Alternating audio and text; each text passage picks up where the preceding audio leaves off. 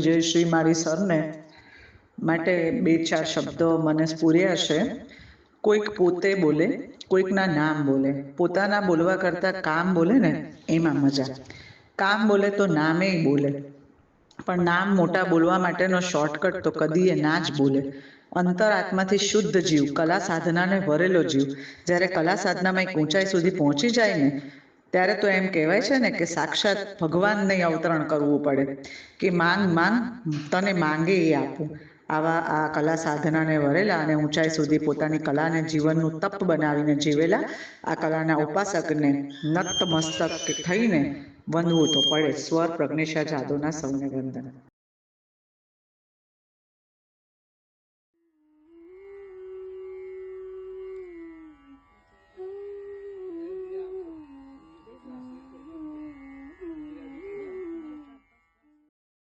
નમસ્કાર, હું છું ઇન્ડિયા. આજે આપણે વાત કરી છે વિજય શ્રીમાળી વિશે, જે વાસ્તવિક કલાનો ખૂબ મોટા ગજાનો ચિત્રકાર હતો. નાનપણથી જ એને કલા પ્રત્યેની રુચિ. એના મોટાબેન હંસાબેન હતા, એ શિલ્પ કલાની અંદર ફાઇન આર્ટ્સમાં અભ્યાસ કરતા હતા. એ સમયે વિજય 7 નો હતો. હંસાબેનની આંગળી જાડી અને એ ફાઇન આર્ટ્સમાં સૌ પ્રથમ વાર એને પ્રવેશ કર્યો હતો. ત્યાર પછી એને અંદર જે રુચિના કારણે એનો શાળાનો અભ્યાસ પત્યા બાદ ફાઇન આર્ટ્સની અંદર એને એડમિશન અપાવ્યું એમના બેને, અને એની કલા સાધના શરૂ થઈ, જે સાચી રીતે કોલેજની અંદર એ સતત ચિતરવાનું જ કામ કરતો. એમાં પણ એ વખતે અમારી સમયે અમને રોજના 100 સ્કેચ ને એક પોર્ટ્રેટ લેસનમાં આપવામાં આવતા. એટલે કાં તો રેલવે સ્ટેશન અને કાં તો કાંકરિયા જૂ. એ અમારા માટે પ્રેરણાદાયક હતું કે જ્યાં અમે આ સ્કેચ કરી શકતા હતા. વિજયે કાંકરિયાની અંદર ખૂબ જ સ્કેચ કરે, સતત મહેનત એની ચાલુ જ હોય. સવારે આંખ ખુલે ત્યારથી રાત સુધી એનો હાથ ક્યાંક ને ક્યાંક ચાલતો જ. એને રિયાલિસ્ટિકની અંદર ખૂબ જ અભ્યાસ કર્યો.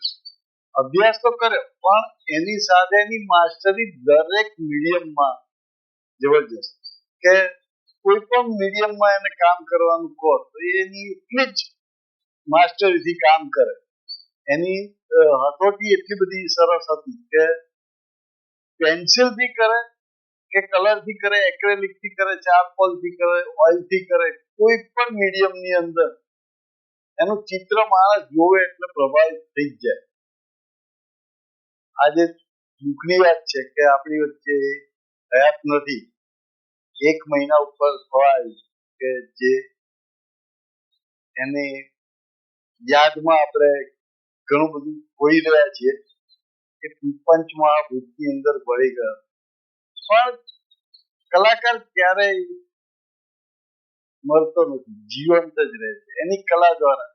એનામાંથી એટલા બધા નવા ચિત્રકારોએ અમારી વખતના પણ અમે પણ એનામાંથી પ્રેરણા લેતા હતા. એનું કામ જોઈને અમે પણ શીખતા. એટલે જે એનામાંથી પ્રેરણા જેટલા લોકોએ લીધી છે એમાં તો એ જીવંત જ છે કે આજે પણ અમે કંઈ પણ દોડીએ તો એને યાદ કરીને દોડતા. જ્યારે વાસ્તવિક કલાની વાત આવે ત્યારે વિજયને યાદ કરવો જ પડે. કોલેજની અંદર નટુભાઈ પરી, નાગજીભાઈ સાહેબ, શકરાભાઈ સાહેબ, વિનોદ રાવલ સાહેબ, એ બધાથી ખૂબ પ્રભાવિત, અને સવિશેષ પ્રભાવિત હતો કે.આર. યાદવ સાહેબના કામોથી. અને એ એના માટે બહુ પ્રેરણાદાયક રહ્યા હતા.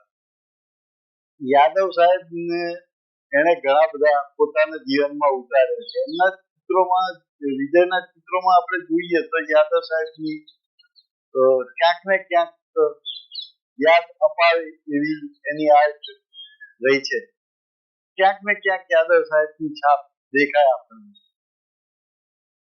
વિજય જે પણ કામ કર્યું છે એની અંદર મહેનત, એના ચિત્રોની અંદર એટલી બધી મહેનત રહેતી કે મંદિર હોય કે સ્થાપત્ય કલા હોય કે લેન્ડસ્કેપ હોય, કંઈ પણ હોય તો એની ઝીણામાં ઝીણી ડિટેલ, જેને કોઈ ટેકનિકથી આપણે ફોટો પાડ્યો હોય, કોઈ નવી કેમેરા કરામતથી ફોટો પાડ્યો હોય અને આપણે એની ડિટેલ જોવા જઈએ, એટલી બધી ડિટેલમાં તમે એનાલાઇઝ કરો તો કોઈ પણ ચિત્ર એનું ક્યાંય પણ તમને સાધારણ પણ એવું જોવા ના મળે કે એને ક્યાંક છોડી દીધું. એના ચિત્રો એના કામથી તો પ્રભાવિત રહ્યા જ છીએ, પણ એનો સ્વભાવ એકદમ સરળ, સહજ, એના કામ કરવાનું કોઈ પણ જગ્યાએ ક્યારેય પણ એને એમ કહો કે ભાઈ ડેમો આપવાનો છે, અચાનક આવ્યો એમ કે યાર આને આ બતાવો તો એ તરત જ બેસી જાય. ક્યારે એના વાતમાં ક્યારેય ના આવે. કઈ પણ જગ્યાએ એને કઈ પણ ડિમાન્ડ કર્યું હોય તો અને એ એના અંદરથી હેલ્પિંગ નેચર હતો. કોઈ પણ વ્યક્તિને જ્યારે કોઈનું કામ જોવે તો એમ લાગે કે આને ક્યાંક તૂટી જાય છે તો એને ગાઈડ બી કરે, વગર સામેથી એવો એટલી હેલ્પ કરે કે ભાઈ કોઈ પણ વ્યક્તિને ક્યારે કેવી રીતે કોઈ વ્યક્તિ આગળ આવે, ક્યારે કોઈ વ્યક્તિ ખૂબ સારું શીખે, એ એનો અંદરનો એક ભાવ હતો.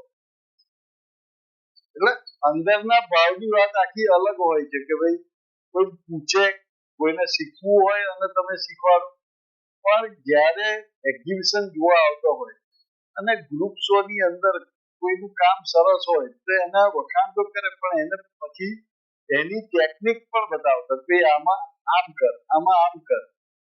એટલે હયાતથી એની અત્યારે ખૂબ જ ખોટ ચાલે છે, એટલે એને લોકો અત્યારે મિસ કરી રહ્યા છે. કલા જગતની અંદર એનું નામ ઘણું સારું અને એની કલા વિશે લોકો સખત પ્રેરણા મેળવતા. એટલે હવે જે સ્થગિત થઈ ગઈ એની કલા યાત્રા, કલા જગતની અંદર ખોટ પડી. એની ઉંમર પ્રમાણે આપણને દુઃખ થાય કે ભાઈ આ ઉંમરે એ આપણી વચ્ચે નથી અને ઘણી બધી જવાબદારીઓ એમના કુટુંબને સોંપીને ગયો છે, એનું પણ આપણને દુઃખ છે. આપણે એની શ્રદ્ધાંજલિ રૂપે